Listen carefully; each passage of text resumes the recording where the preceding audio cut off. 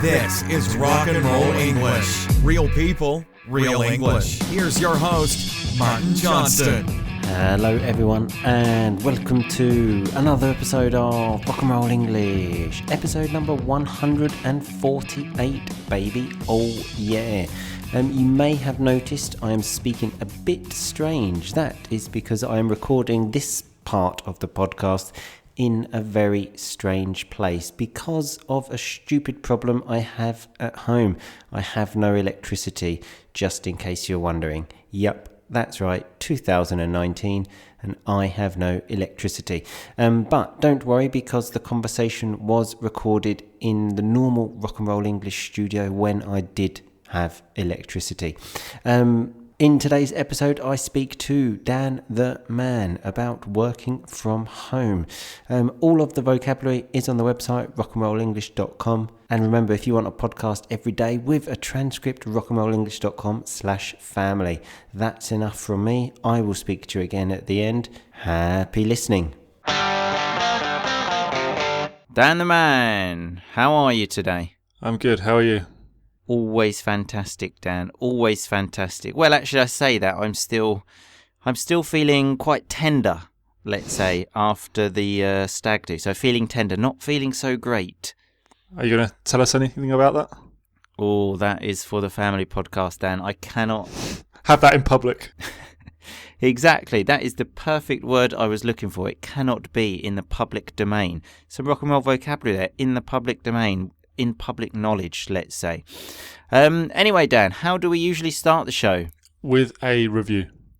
Yes, and I stupidly told you that we have a review, so I'm not going to ask you. I only ask you if there's a chance of embarrassing you. But I always give the same answer, so I don't know why we do this dance. Routine is important. I've said it once, and I'll say it again. So today's review is from Nico Balsangiacomo. I should probably be able to pronounce that because that's an Italian name, but unfortunately not. And it says, "Hi Martin, this is my third message and review. Doesn't my message deserve to be read out at the beginning of the next episode?" It definitely does deserve to be read out. I just didn't see it. So sorry about that, Nico. He says, "I love rock and roll English and I'm learning English to go and study in Finland. I know it's a little bit confusing, but trust me, I need it. It's easier than Finnish." They all speak English as well anyway, don't they? Nice. There's no need to learn a foreign language if you speak English. It's fine, don't worry. That's why 99% of Britain don't speak a foreign language. That's why I don't speak French. I would just like to underline the fact that we are joking here. We are joking. Yeah. I actually can't speak French, so I'm not joking there, but... That bit's true. But if you just speak slowly in an English accent and then you do the accent of the country, then that's fine. You just speak English with a French accent, and if they don't understand, you know... It's their problem. It's their problem, isn't it? It goes on to say, "I discovered your podcast recently and it's a perfect fit for me. Funny and instructive at the same time. I live in southern Switzerland and I'm a native Italian speaker. So, continua così. E un salutone a Dan the Man, Clarification Charlie, and Boom Boom Cannon, and all the others." Thank you very much for that, Nico. Yeah, that was great. Indeed it was. Anyway, Dan, do you know what today's podcast is about? No. See, I asked you that one still because I knew that I hadn't told you. Well, I believe today, I can't remember, or very soon, either yesterday or within a few days, it is work from home day. That day, every day for me, so it's... Exactly. That is exactly why I chose it as well. Just so people don't know, could you remind us of your job again, Dan, just in case we've got some new listeners that haven't listened to the old ones? It's not like this is my job. This is a term I used once, and now Martin's running with it. A freelance human being. So Martin's running with it. He's taken it and he's using it. Oh, yeah, baby. So, yes, this day celebrates all of the people working from home. And it says that it can also be given to someone as a reward for great performance, as an alternative to a sick day. I was thinking, a sick day isn't given for great performance, is it? So, is it really an alternative? Well, I don't know. I'm rarely sick, So, How many days sick do you take from your job, Dan? quite a few. I've had a warning. Had a warning. So there is a quiz here to see if you are ready to work from home. You obviously already do it, Dan, but I don't know. Am I ready? Exactly. We don't know if you are ready. So we can do this quiz and then we can see, okay? Can you do the quiz as well? Because we can do it together, baby. Good. Don't worry about that. Don't worry about that. So there are sentences, and you have to choose the one which describes you best. Okay, so here is the first one. I sometimes need to ask for a little bit more time to finish projects on time, or I hit deadlines no matter what, even if that means pulling all-nighters. So pulling an all-nighters when you don't sleep, you just work through the night to hit that deadline. the second one. Oh, thanks for that. Really sort of expanding that answer there, Dan. You gave me a yes/no answer. Which one do you choose? I gave you an answer. Number one, it wasn't a yes/no answer. It was the answer to the question was number one or number two. Okay, so that's where you've made your first mistake and embarrassed yourself. But I said the second one. Well, you did say that, but then you also said it was a yes/no answer. I was hoping you were going to give me something to work with there. This is how the podcast works, Dan. We have some material to talk about. You have to then talk, and then we work with that. For everyone listening, this is because Martin is very hungover from this stag weekend and is wholly unprepared for this podcast. Well, that's kind of true. But you did use some lovely rock and roll vocabulary there when you said wholly unprepared, really unprepared. I wouldn't say really sort of unprepared, just a little bit. So I got these and I was hoping you were going to give me some material to work with, but you're obviously not doing that. So let's move on to number two. I thought the material would be me giving you the answer and then you saying that's not true. I thought that would be the dynamic here. That was an option. And I decided I want to hear from you though, Dan. We want to know the real Dan the man, okay? Okay. So the next one, working alone is productive for me, or working with other people is more productive for me. Which one do you agree with most? Which one suits you? I think I'm a mix between the two. Because look, you can't do that. You've got to choose. There's a quiz, Dan. I don't know if you know how quizzes work. You have to choose one or the other. Why don't you answer this one? Because I answered the last one and we'll... Okay, sure. I forgot to answer the last one, actually. Sorry about that. So I like working with other people. I'm a team player. Do they like working with you? I'm not 100% sure about that. Does that matter? You know, I don't really care about my team. The definition of a team player there, someone that doesn't care about their team. But I like it, and that's the most important thing. Yeah, so, okay. All right, so you're a team player. All right, well... Yeah. I like working in a team, but if people are up to my standards... Just when you said that, it really did sound like we're doing some kind of shit job interview here. Just hearing the words, I like working in a team. That's a classic, isn't it? You go to a job interview and they ask you a stupid question like that. I say, are you more of a team player or do you prefer working individually? You have to make up some stupid answer. I like working in a team, but I have the strength to work on my own. So basically, always just respond in the positive for everything. Yeah. I like working in a team, but if it's necessary, I can work on my own and I can deliver projects on time in like the best standard possible. Okay, next question. I'm not being interviewed here to keep my job at Rock and Roll English, am I? Well, that's it. I've just kind of sort of wrapped it up in like a quiz, but really it is an interview. So when I said I wrapped it up there, I've kind of disguised it. I've disguised it into a quiz, but really this is an interview. Mm-hmm. Okay. How's it going? Okay. It could be going better, but it could be going worse. So, you know, take some encouragement from that. Okay, so the next one. Being average in my work is a truly terrible thought for me. Next one. I like to be good at my work, but I don't need to be the absolute best. Surely there should be a third option there. That, I like to take pride in my work and I want to be the best. Look, Dan, okay, this is the quiz, okay?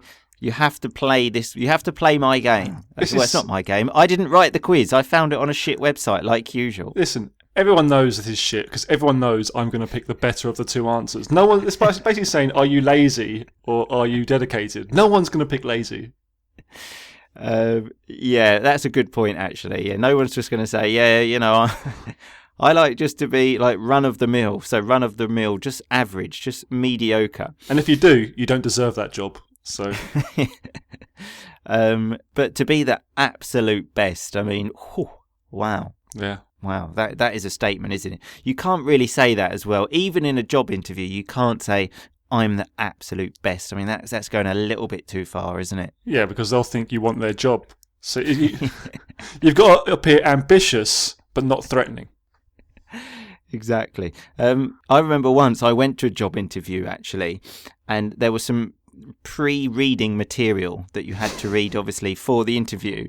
And she said to me, like, first question, have you read the material? I hadn't, but I said, yeah, of course I have. And then she was asking me specific questions about that. And to say it went badly is a massive, massive understatement. At one point, I was very tempted just to say, look, shall I just leave now? Because I know this has gone absolutely terribly. How old are you? I was about 18, I think, actually. It was before I went to university. I was thinking, I don't know if I want to go to university. I'll go for a job. And then I realised no one would give me a job. So then I thought, you know what? I think I'll go to university. Yeah. I once, when I was about 18, went to a job interview and I was like prepared for it, got there, and it was just, lady was interviewing me and she was going through my CV and she goes, listen, it all looks great. I'm reading here, everything I'm reading is great. You said all the right things. And she looked at me and she went, but why should I believe you? And I wasn't prepared for that question. And all I was thinking in my mind was, you shouldn't, because obviously it was a load of shit on the CV. That's the thing. Who writes the truth on their CV as well? Another time, actually, at work, when I got a temporary job at a bank, I wrote on my CV that I knew Excel, Microsoft Excel, really well, and I could do all these pivot tables. He asked me in the interview, and I said, yeah, no problem. And then after about a week at work, he said, can you do this pivot table for me? And I said, I don't know how to do them. And he said, I thought you told me in the interview that you do know. And I wanted to say, it was an interview. Come on. Yeah. People talk shit in interviews. What, did you actually think I was telling the truth? Did you put that on your CV as well? Because I actually spoke more languages on my CV when I was 18 than I do now, I think. Do you remember that time me and you went to London to a recruitment agency? It does ring a bell. And we had to do like Excel tests and everything. And we just couldn't do anything. And they said, look, just fuck off, boys. Okay, you've got no chance. Yeah. And here we are years later making a podcast. Yeah, exactly. Anyway, we're getting a bit sidetracked here on our extremely important quiz. So the next one, Dan, is I get excited when people tell me they like my work. Or I get a thrill from completing a task perfectly, even if no one notices. Oh, I like this one. Yeah, let's go with the better one, 2. Is that the better one, though? So yeah, it's self-satisfaction, isn't it? You need gratification and, I can't think of the word. Yeah, encouragement from others. Sure, you delivered that so well there. You need gratification and that other thing. The other thing I can't remember. But yeah, it's like that thing of the tree falling. If no one's there to hear it, does it make a noise? If you complete that task perfectly, no one notices, did you complete it perfectly? Yeah, but that's like saying if you wipe your ass after you have a shit and no one saw it, did you wipe your ass? Yes, you did. It's good question. That's why when I wipe my ass, I show people. So remember, we use this verb wipe to like clean your ass. I show people. I take a picture and say, look, I've just done a shit. Here's the proof that it's clean. Okay, now let's just watch TV. Now let's have dinner.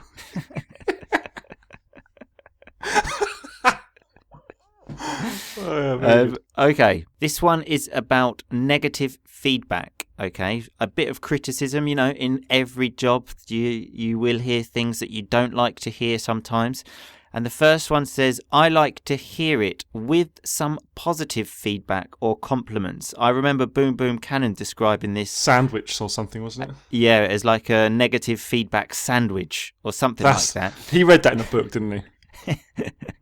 That is such management talk.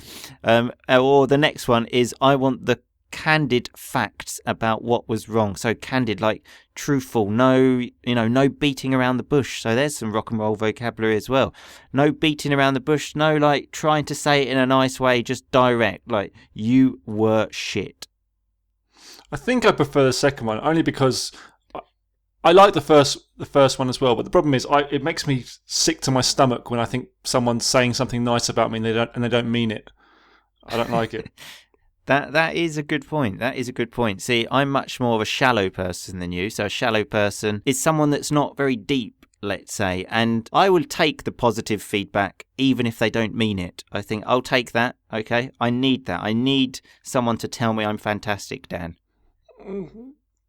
That's why I struggle so much. That's why I'm still friends with you, because I've been waiting for so long for you to tell me that I'm fantastic. And then as soon as you say that, then it's goodbye. Yeah, I mean, I think that is the nicer way to do things. But I only like it if someone tells me directly that that's shit, if they can fully accept that I'm definitely going to come back and say, you're shit as well. And then we can all move on from that. Yeah, that's the best way to do it, sure. If someone says you're shit, you have to say, well, I think you're shit as well. Yeah. That's the only fair way. Tit for tat, as we say. An eye for an eye. Yeah, exactly. I think we mentioned that last week, though, and I think I used something very philosophical when I said an eye for an eye leaves everyone blind. Yeah, I think everyone's getting sick of hearing that quote. I can't claim the quote anyway. It was from your friend Gandhi, Dan. Yeah. Okay, so the last one here. I prefer not to be constrained by a set of rigid rules. So strict rules. Or I like having rules and clearly defined expectations. I don't know. I like rules if I set them. Yeah, I mean, it doesn't really work when you sort of work for a company, is it? Okay, you can give me a job here, but I'm going to set the rules. I'm unemployable now, aren't I? Exactly. You have got absolutely no hope. In my last job, I was actually told towards the end, when things were getting, I just didn't like it anymore. My manager, who I hated, he hated me. He said to me... real good relationship there. Oh, he was a real prick. But we were in a meeting with all like the owners of the company, and there was a big old thing going on, and he said I was unmanageable. And that gave me the greatest satisfaction. You can maybe put that on your CV. In my last job, described as unmanageable. And then put him under references as well. Yeah, exactly. That sounds fantastic. Anyway, do you want the results of this quiz? Because I've been clicking on the responses as we've been going through. See what it says. Oh, okay. Yeah. Little bit of a problem that it tells you need to insert your email address to get the results. So we're never going to find out. We're never going to find out. I'm not giving my email address. They can fuck right off. But I will say that you are perfect to work at home, Dan. With that door shut, probably never go outside, and that is exactly what you need. I wonder though if Mrs. Dan the Man sometimes describes you as unmanageable. Probably, almost certainly, I think. Well, on that fantastic note, just to leave everyone of what a wonderful person you are, I think it's time to say goodbye. Yeah, okay. All right, I'll speak to you later. I'll speak to you tomorrow. I will indeed. Bye-bye. Bye-bye. Okay, so that was me speaking to Dan the Man about working from home. So let's have a look at some of that rock and roll vocabulary. At the beginning, I said that I'm still feeling tender from the stag party. So tender means like soft. You can have your steak tender if you want. When you go out for dinner, you have a steak. I will have it tender. So if you feel tender, you feel a bit soft, not so great. Then when I was talking about the stag, I said the details of it cannot be in the public domain. So in the public domain, in public knowledge, let's say. Then when Dan said that he called himself a freelance human being once, he said, now Martin is running with it. So that's basically to say Martin is continuing with this phrase and he won't let it go. That's right, I will not let it go. Then we had the term pull an all-nighter.